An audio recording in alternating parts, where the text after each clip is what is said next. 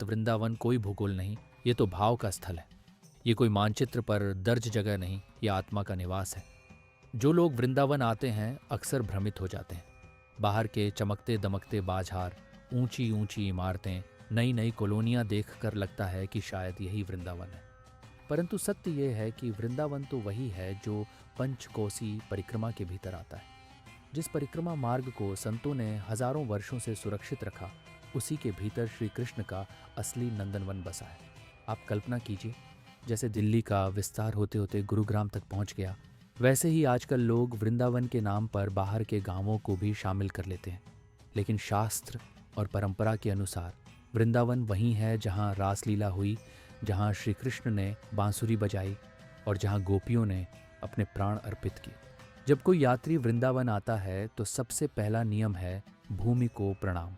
वृंदावन की धूल मात्र धूल नहीं है, हर कण में राधे राधे गूंजती है। इसलिए यहाँ पहुंचकर सबसे पहले भूमि को माथे से लगाना चाहिए, यही परंपरा है। इसके बाद गोमाता को प्रणाम, क्योंकि वृंदावन की गोपियाँ और गोविंद दोनों गाय के प्रेम से ही जुड़े हैं। फिर किसी वृक्ष को प्रणाम। यहाँ का हर वृक्ष, हर पत्ता, हर डाल श्री राधा कृष्ण का नाम जपता है। इसके बाद यमुना जी का स्मरण। कहते हैं बिना यमुना जी को प्रणाम किए वृंदावन की यात्रा अधूरी है। जब यमुना का जल आपके माथे को छूता है तब आत्मा को शीतलता मिलती है। अब आते हैं वृंदावन के प्रमुख दर्शनीय स्थलों पर।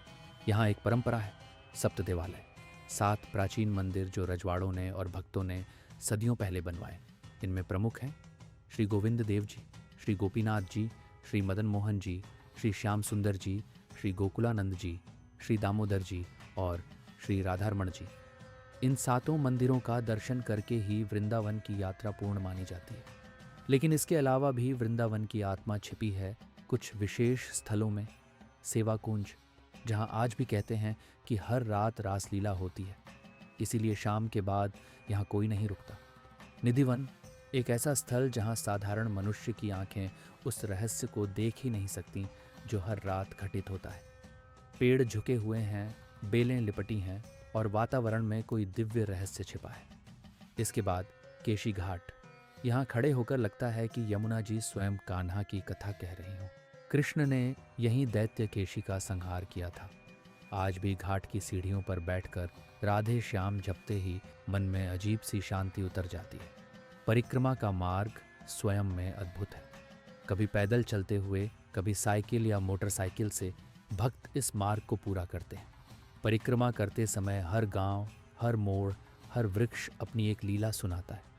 कहीं राधा रानी ने अपने सखियों संग खेला, कहीं गोपियों ने मार्ग रोका, कहीं कृष्ण ने बांसुरी बजाई। ब्रज की भूमि केवल कथा नहीं है, यह अनुभव है। यहाँ का हर संत, हर कुंज, हर छोटा स्थान अपनी सुगंध रखता है।